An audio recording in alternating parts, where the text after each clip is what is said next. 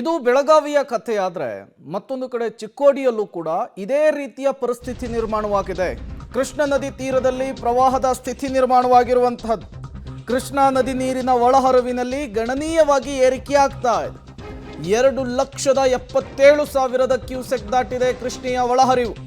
ನದಿ ತೀರದ ಗ್ರಾಮಗಳಿಗೆ ಕೃಷ್ಣೆಯ ನದಿ ನೀರು ನುಗ್ಗಿ ಅವಾಂತರವೇ ಸೃಷ್ಟಿಯಾಗ್ಬಿಟ್ಟಿದೆ. ನದಿ ತೀರದ ಜಮೀನುಗಳು, ಮನೆಗಳು ಜಲಸ್ವಾಹ ಆಗೋಗಿದೆ. ಮಹಾರಾಷ್ಟ್ರದ ಜಲಾಶಯದಿಂದ ಹೆಚ್ಚಿನ ನೀರು ಬಿಡುಗಡೆ ಆಗ್ತಾ ಇರುವ ಹಿನ್ನೆಲೆಯಲ್ಲಿ ಕೃಷ್ಣಾ ಒಳಹರಿವು ಮತ್ತಷ್ಟು ಹೆಚ್ಚಳವಾಗುವಂತಹ ಸಾಧ್ಯತೆ ಇದೆ. ಕೃಷ್ಣಾ ನದಿ ತೀರದಲ್ಲಿ ಹೈ ಅಲರ್ಟ್ ಅನ್ನು ಕೈಗೊಳ್ಳಲಾಗಿದೆ. ಗದ್ದೆಗಳು ಜೊತೆಗೆ ಮನೆಗಳು ಎಲ್ಲವೂ ಕೂಡ ಜಲಾಹುತಿಯಾಗಿರೋದನ್ನ ನೀವು ಗಮನಿಸ್ತಾ ಇದ್ದೀರಿ.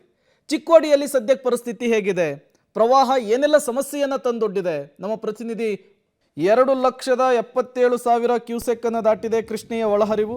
ನದಿ ತೀರದ ಗ್ರಾಮಗಳಿಗೆ ಕೃಷ್ಣೆಯ ನದಿ ನೀರು ನುಗ್ಗಿ ಈಗ ಅವಾಂತರವನ್ನು ಸೃಷ್ಟಿ ಮಾಡಿದೆ. ನೀವು ಕೂಡ ವಿಜುವಲ್ಸ್ ಅನ್ನು ಗಮನಿಸ್ತಾ ಇದ್ದೀರಿ. ಕಣ್ಣಾಯಿಸಿದಷ್ಟು ಉದ್ದಕ್ಕೂ ಕೂಡ ಬರೀ ನೀರೇ ಕಾಣಿಸ್ತಾ ಇದೆ. ಮನೆಗಳನ್ನು, ಗದ್ದೆಗಳನ್ನು, ಜನರ ಬದುಕನ್ನು ಈಗ ಕೃಷ್ಣಾ ನದಿ ನೀರು ಆಪೋಷಣ ಮಾಡಿಕೊಂಡಿದೆ.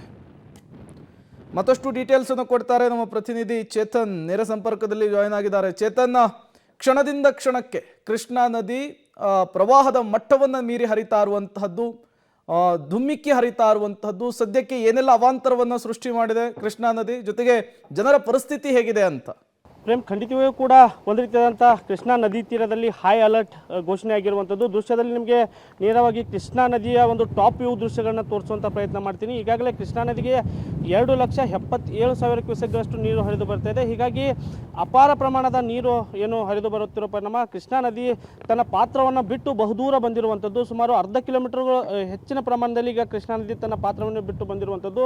ನದಿ ತೀರದ ಜಮೀನುಗಳಾಗಿರ್ಬೋದು, ಜೊತೆಗೆ ನದಿ ತೀರದ ಕೆಲವೊಂದಿಷ್ಟು ಗ್ರಾಮಗಳಿದ್ದಾವೆ, ಯಡೂರು ಸೇರಿದಂತೆ ಇಂಗ್ಳಿ ಇಂಥ ಗ್ರಾಮಗಳಲ್ಲಿ ಈಗಾಗಲೇ ಕೃಷ್ಣಾ ನದಿಯ ನೀರು ನುಗ್ಗಿರುವಂಥದ್ದು. ಪ್ರಮುಖವಾಗಿ ಪ್ರೇಮ್, ಏನು ಮಹಾರಾಷ್ಟ್ರದ ಜಲಾನಯನ ಪ್ರದೇಶಗಳಲ್ಲಿ ಅಬ್ಬರದ ಮಳೆ ಆಗ್ತಾ ಇದೆ. ಈ ಹಿನ್ನೆಲೆಯಲ್ಲಿ ಆ ಭಾಗದ ಏನು ಕೊಯ್ನಾ ಜಲಾಶಯ ಆಗಿರ್ಬೋದು, ರಾಧಾನಗರಿ ಸೇರಿದಂತೆ ವಾರ್ನಾ ಜಲಾಶಯಗಳು ಭರ್ತಿ ಹಂತ ತಲುಪಿರುವಂಥದ್ದು. ಕೆಲವೊಂದು ಜಲಾಶಯಗಳು ಈಗಾಗಲೇ ಭರ್ತಿ ಆಗಿರುವಂಥದ್ದು. ಹೀಗಾಗಿ ಏನು ಮಹಾರಾಷ್ಟ್ರದ ಜಲಾಶಯಗಳಿಂದ ಹೆಚ್ಚಿನ ಪ್ರಮಾಣದ ನೀರು ಬಿಡಲಾಗ್ತಾ ಇದೆ. ಆ ನೀರು ಕೂಡ ಇಂದು ಅಥವಾ ಇವತ್ತು ಸಾಯಂಕಾಲ ಕೃಷ್ಣಾ ನದಿಗೆ ಸೇರಿಕೊಳ್ಳುತ್ತೆ. ಈಗಾಗಲೇ ಏನು ಮಳೆ ನೀರಿನಿಂದ ಮಾತ್ರ 2,77,000 ಕ್ಯೂಸೆಕ್ಗಳಷ್ಟು ನೀರು ಹರಿದು ಬರ್ತಾ ಇದೆ. ಆ ನೀರು ಒಂದು ವೇಳೆ ಸೇರಿದರೆ ಈ ನದಿ ನೀರಿನ ಪ್ರಮಾಣ ಇನ್ನೂ ಹೆಚ್ಚಾಗುವ ಸಾಧ್ಯತೆ ಇದೆ. ಹೀಗಾಗಿ ಒಂದು ರೀತಿಯಾದ ನದಿ ತೀರದಲ್ಲಿ ಹೈ ಅಲರ್ಟ್ ಇರುವಂಥದ್ದು. ನದಿ ತೀರದ ಗ್ರಾಮಗಳಿದ್ದಾವೆ. ಸದ್ಯ ನಾನು ಬೆಳಗಾವಿ ಜಿಲ್ಲೆ ಏನು ಯಡೂರು, ಚಿಕ್ಕೋಡಿ ತಾಲೂಕಿನ ಯಡೂರು ಗ್ರಾಮದಲ್ಲಿರುವಂಥ ಯಡೂರು ಗ್ರಾಮದ ನದಿ ತೀರವನ್ನು ತೋರಿಸುವಂಥ ಪ್ರಯತ್ನ ಮಾಡ್ತೀನಿ. ನದಿ ತೀರದ ಮನೆಗಳೇನಿದ್ದಾವೆ, ಮನೆಗಳು ಈಗಾಗಲೇ ಸಂಪೂರ್ಣವಾಗಿ ಜಲಾವೃತವಾಗಿರುವಂಥದ್ದು ನೋಡ್ಬೋದು ದೃಶ್ಯದಲ್ಲಿ. ಈಗಾಗಲೇ ನದಿ ತೀರದ ದೇವಸ್ಥಾನ ಇದೆ, ಯಡೂರು ಸುಪ್ರಸಿದ್ಧ ದೇವಸ್ಥಾನಕ್ಕೂ ಕೂಡ ನೀರು ನುಗ್ಗಿರುವಂಥದ್ದು. ಕ್ಷಣಕ್ಕೂ ಕೂಡ ನದಿ ನೀರಿನಲ್ಲಿ ಹೆಚ್ಚಾಗ್ತಿರುವಂಥದ್ದು. ಹೀಗಾಗಿ ಬೆಳಗಾವಿ ಜಿಲ್ಲಾಡಳಿತವು ಕೂಡ ಒಂದು ರೀತಿಯಂಥ ಹೈ ಅಲರ್ಟ್ ಘೋಷಣೆ ಮಾಡಿ ಈಗಾಗಲೇ ಯಡೂರು ಏನು ಗ್ರಾಮ ಇದೆ, ಯಡೂರು ಗ್ರಾಮಕ್ಕೆ NDRF ತಂಡವನ್ನು ರವಾನಿಸಿರುವಂಥದ್ದು. NDRF ತಂಡದ ಸದಸ್ಯರು ಈಗಾಗಲೇ ಆಗಮಿಸಿ ಪರಿಶೀಲನೆಯನ್ನು ಕೂಡ ಮಾಡಿರುವಂಥದ್ದು. ಅದರ ಜೊತೆಗೆ ಏನು ಚಿಕ್ಕೋಡಿ ಶಾಸಕ ಗಣೇಶ್ ಹುಕ್ಕೇರಿ ಅವರು ಕೂಡ ಆಗಮಿಸಿ ನದಿ ತೀರದಲ್ಲಿ ಯಾವ ರೀತಿ ಪರಿಸ್ಥಿತಿ ಇದೆ ಅನ್ನೋದನ್ನು ಅವಲೋಕಿಸಿರುವಂಥದ್ದು. ಹೀಗಾಗಿ ಕ್ಷಣಕ್ಕೂ ಕೂಡ ಒಂದು ರೀತಿಯಾದಂಥ ನದಿ ತೀರದಲ್ಲಿ ಪ್ರವಾಹದ ಪರಿಸ್ಥಿತಿ ಹೆಚ್ಚಾಗ್ತಿರುವಂಥದ್ದು. Prem, okay, thank you Chetan ತಮ್ಮೆಲ್ಲ ಮಾಹಿತಿಗಾಗಿ.